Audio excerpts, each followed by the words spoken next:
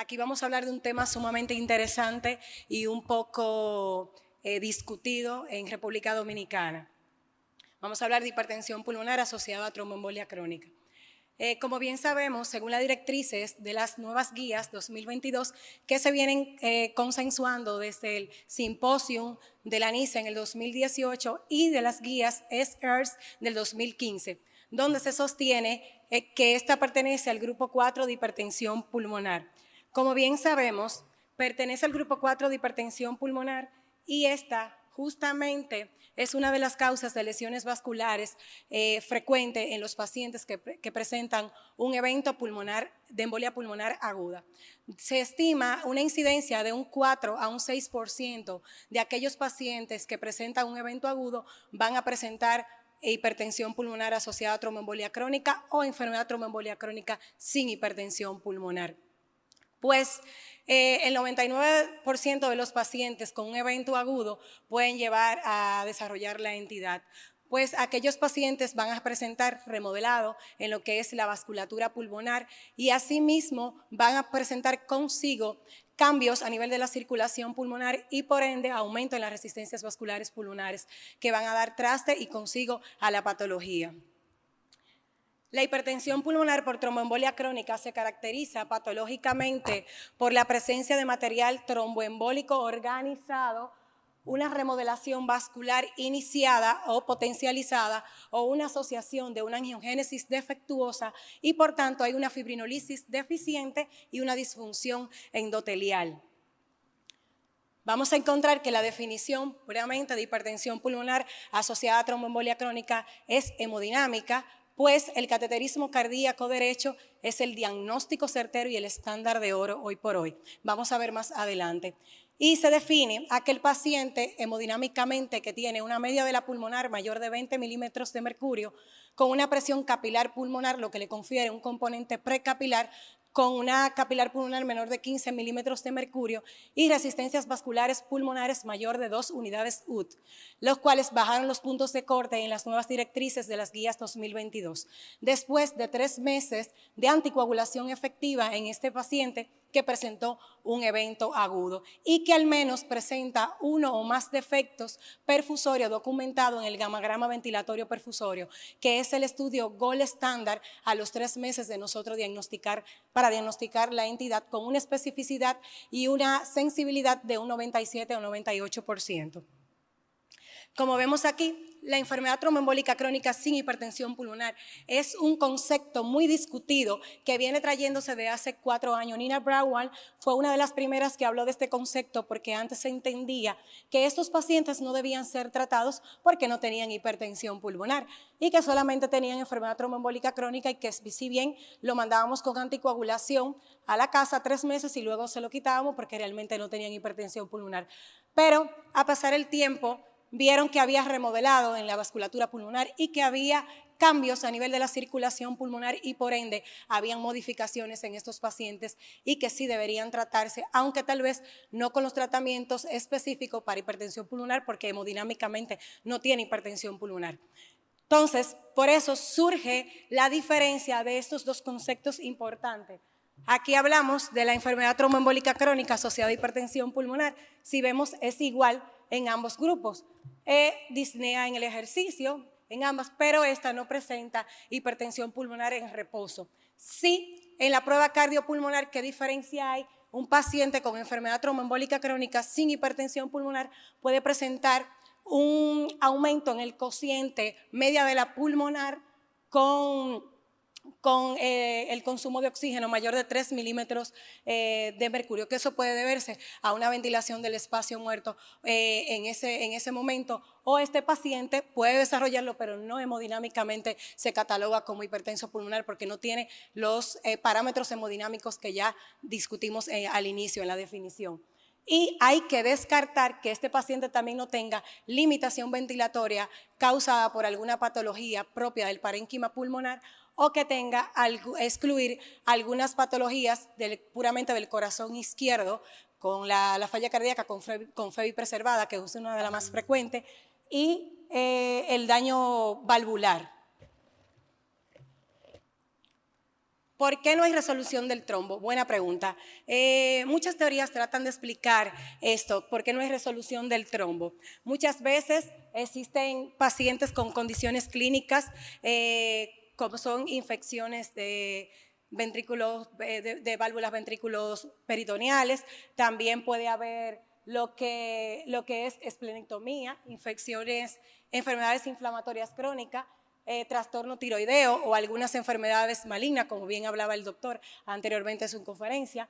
Pueden haber factores de riesgo trombótico, o sea, como que provocan un incremento en el factor 8, algunas alteraciones morfogenéticas como polimorfismo, que van a provocar que esta fibrina no se compacte y que eventualmente este trombo se organice, pueda ser oclusivo, suboclusivo, que provoque una reacción inflamatoria sistémica, una angiogénesis defectuosa y por lo tanto un fibrinógeno anormal, lo que va a perpetuar el daño en el remodelado de la vasculatura pulmonar y por ende va a provocar no resolución del trombo, una oclusión vascular, estrés de rozamiento en la pared del vaso, arteriopatía de los pequeños vasos y por lo tanto una elevación de las resistencias vasculares pulmonares. Muchos de estos pacientes pueden presentar trombosis venosa profunda recurrente o eventos de embolia pulmonar recurrente, o también pueden presentar trombosis in situ, que empeora más el pronóstico de la hipertensión pulmonar en estos casos. ¿Qué paciente nosotros vamos a seguir en el tiempo? No todos los pacientes, como dije anteriormente, un bajo porcentaje de un paciente que presente una embolia pulmonar aguda va a desarrollar la entidad. Por lo tanto, estamos obligados a seguir a aquel paciente que presente una embolia pulmonar previa, pacientes jóvenes, pacientes con gran defecto de perfusión a nivel de la angiotomografía o pacientes que tengan una causa de embolia pulmonar idiopática no provocada.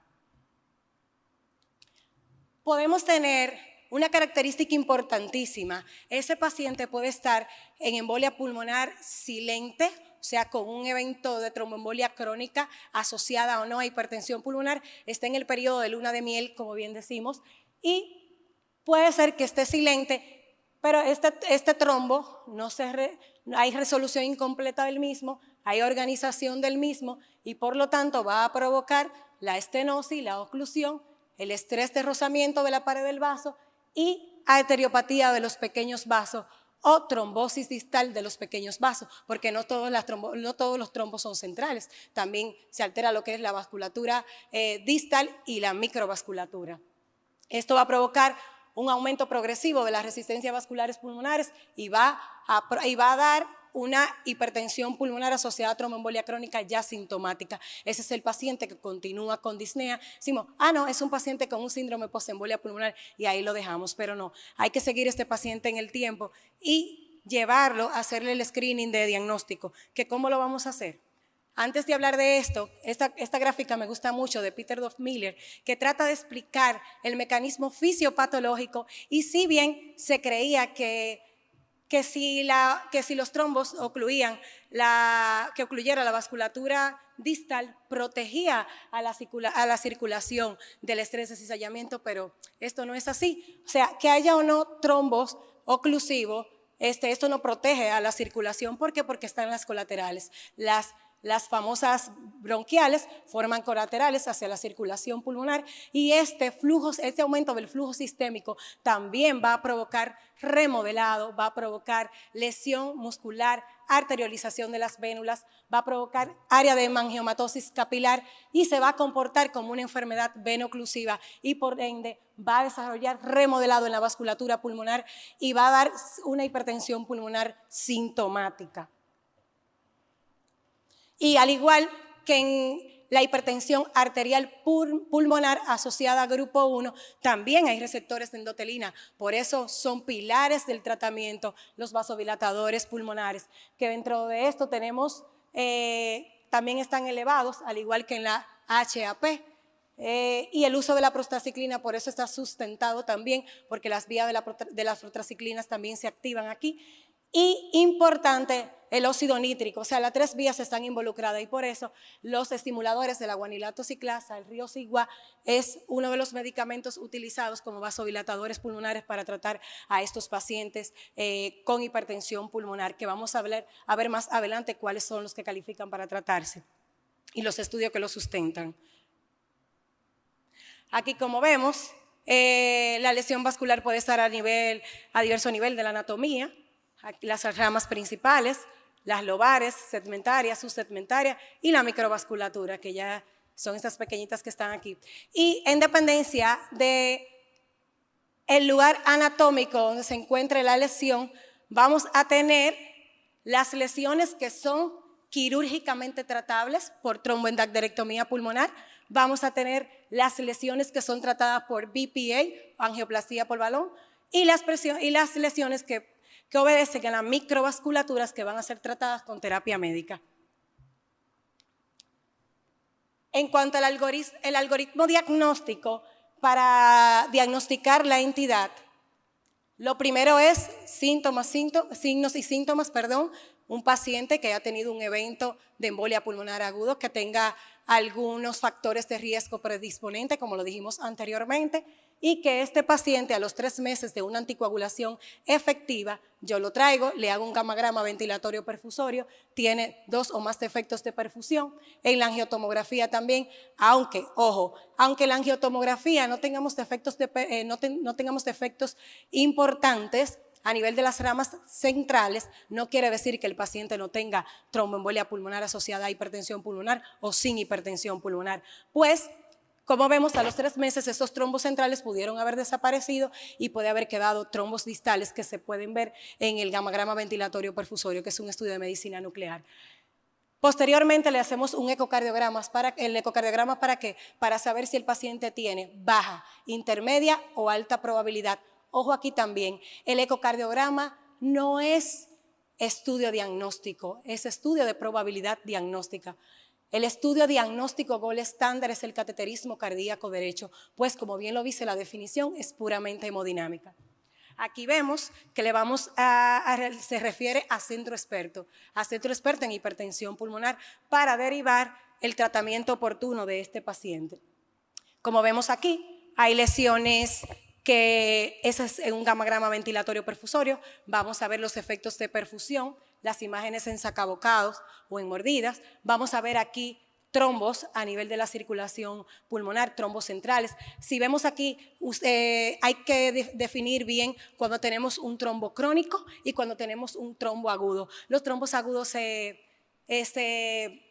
localizan más en ángulos agudos, así como su nombre lo indica, van más hacia la luz del vaso, mientras que el trombo crónico es un trombo que va más hacia la periferia, está pegado a la pared del vaso. Vemos aquí el diámetro de la arteria pulmonar. En la ventana pulmonar podríamos ver patrón de atenuación en mosaico, que por el déficit de perfusión que hay en esa circulación pulmonar. Aquí vemos una angiografía pulmonar con sustracción, donde se ven, aquí hay trombos. Si ustedes ven, no hay vasos, no hay vasculatura, y si ven aquí, la mancha capilar no llega hacia la periferia. Entonces, todos estos estudios son importantes para nosotros poder tener una probabilidad diagnóstica de la entidad. El ecocardiograma, sumamente importante. Ya habiendo tenido las imágenes con los efectos perfusorios, ahora vamos a ver si el paciente tiene baja, intermedia o alta probabilidad. ¿Cuándo vamos a hablar de una baja probabilidad? Una velocidad de regurgitación tricuspidia menor de 2.8. Hablamos de probabilidad intermedia, cuando el paciente tiene una velocidad de regurgitación tricuspidia de 2.9 a 3.4 con síntomas.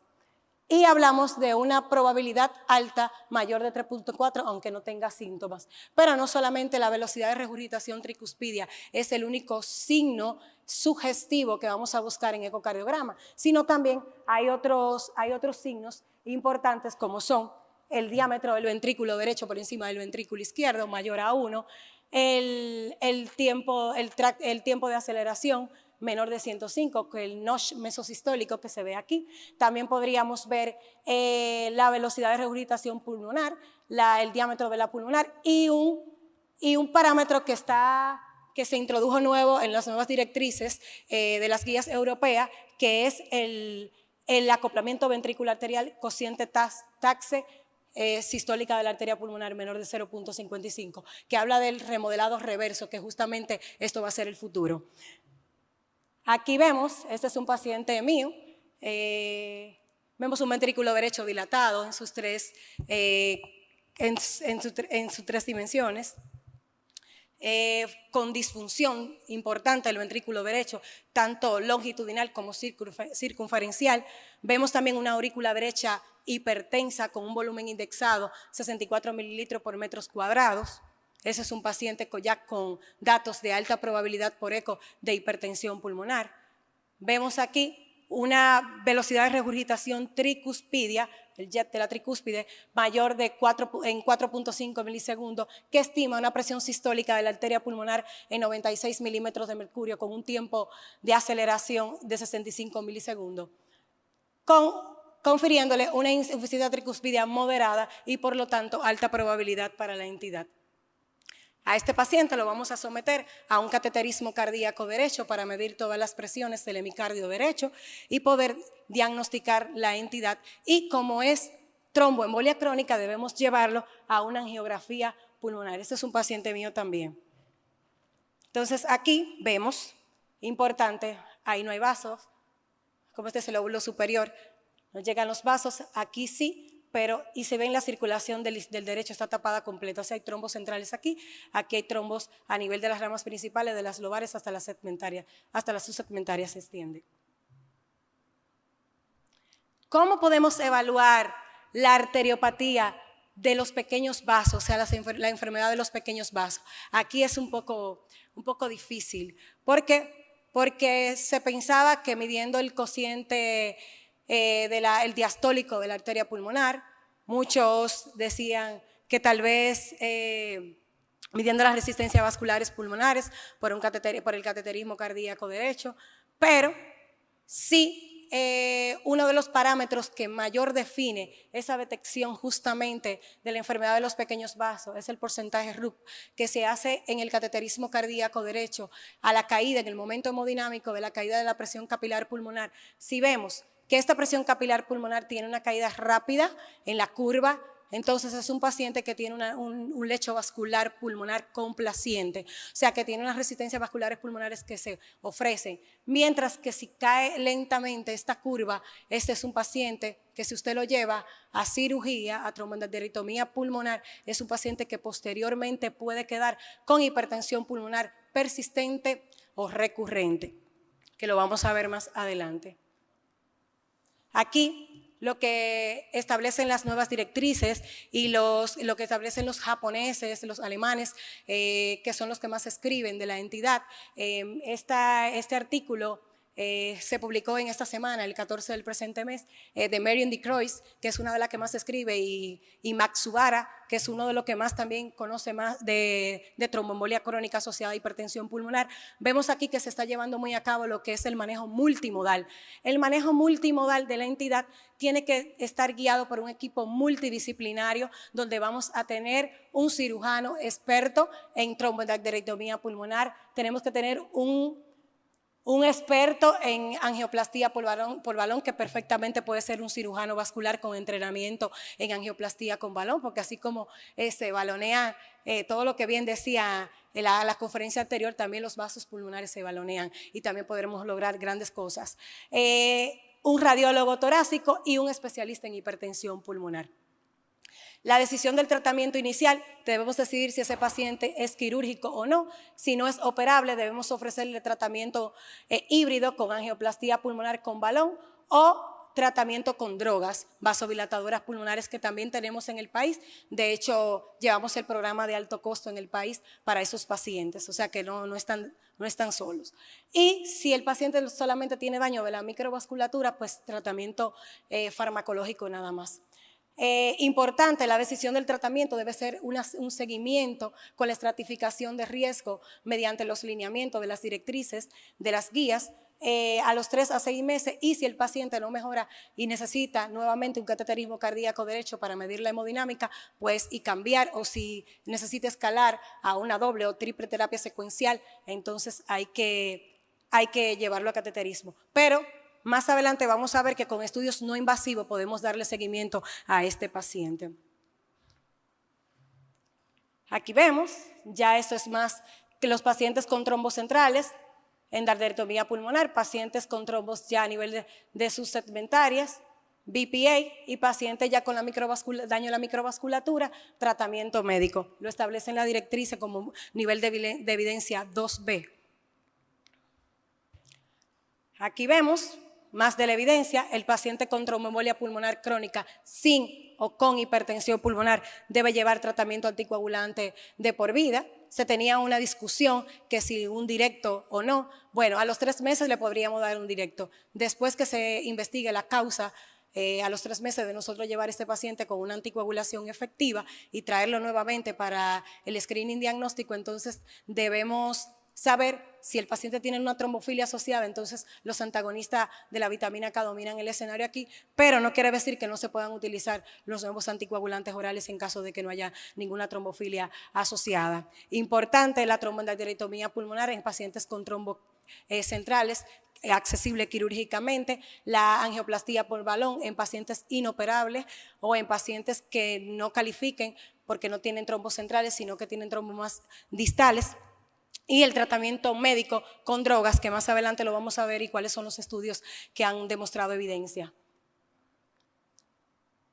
El paciente es candidato a endarterectomía pulmonar, trombos centrales, comorbilidades. ¿Cuáles son las únicas comorbilidades que podrían no permitir que este paciente sea candidato a una tromboendarterectomía pulmonar?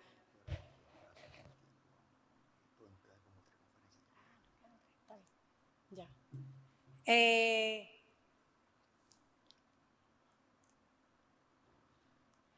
Continuamos, aquí vemos, este paciente es un paciente que se operó, se operó de una tromboendarterectomía bilateral. Aquí vemos, ese es un paciente con una trombofilia. Estos son los estudios que demuestran que hay evidencia, o sea que después de la tromboendarterectomía la supervivencia es de un 75 a un 80%. En estudios multicéntricos en Japón, en Polonia, en Alemania y en muchos países, y en países de Reino Unido, perdón, y también en Estados Unidos. Aquí vemos que a la alta hospitalaria, vemos aquí que el paciente que se llevó a cirugía con una resistencia vascular pulmonar dentro de menor de 400 tiene mejor pronóstico en cuanto a la supervivencia y la muerte. Vemos que el paciente que se operan con mayores resistencias vasculares pulmonares tiene peor pronóstico. Aquí vemos en esta curva el paciente que no se operó y que calificaba para operarse, la curva de Kaplan-Meier, la supervivencia es muy pobre. Vemos aquí el paciente que se llevó, estas son las lesiones angiográficamente tratables, lesiones tipo A, tipo B, tipo C, la D y la E no son tratables por angioplastía, sino por tromboendarterectomía. Y vemos aquí los cambios que ocurren en la cápite A y en la cápite B. Vemos aquí después que se balonea el vaso, cómo hay perfusión y que impactaron en los parámetros primarios, que fue la caminata de 6 minutos y las resistencias vasculares pulmonares. Este es un estudio nuevo, no nos vamos a detener mucho aquí por cuestión de tiempo, un metaanálisis reciente donde también la BPA, que esto es para los vasculares, donde disminuye dramáticamente las resistencias vasculares pulmonares, aumenta la caminata de 6 minutos en estos pacientes y el índice cardíaco, y mejora la función ventricular derecha y el acoplamiento ventricular. Estos son más estudios donde demuestran que sí funciona. Los únicos efectos adversos puede ser el síndrome de reperfusión pulmonar, pero es en muy pocos casos.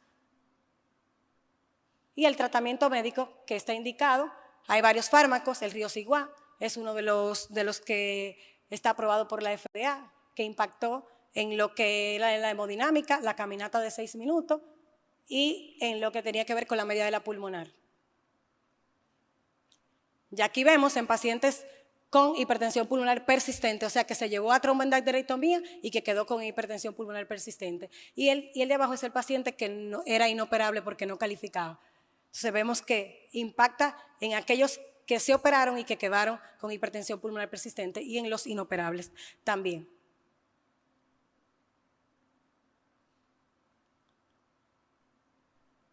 Aquí es otro estudio también, se publicó en el 2022, que también demostró que el tratamiento multimodal, tanto con angioplastía con balón y con tratamiento médico, que demuestra que impacta en los parámetros hemodinámicos.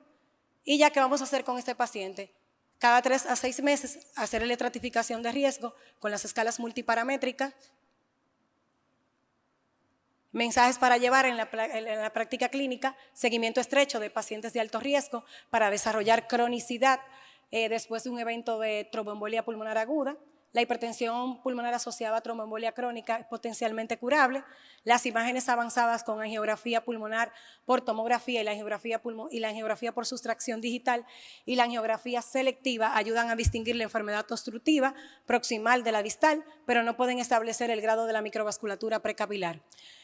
Considerar la tromboendarterectomía pulmonar como estándar de oro para el manejo de la hipertensión pulmonar asociada a tromboembolia crónica, la angioplastía con balón, una opción terapéutica viable con resultados prometedores, tratamiento multimodal en pacientes inoperables o con embolia pulmonar asociada con tromboembolia pulmonar crónica asociada a hipertensión pulmonar recurrente o persistente después de una tromboendarterectomía, tiene excelente tasa de supervivencia a los 3 años, y gammagrama BQ, cateterismo cardíaco derecho y angiografía pulmonar, estudios obligatorios en el diagnóstico y en el seguimiento, y la restratificación de riesgo de 3 a 6 meses.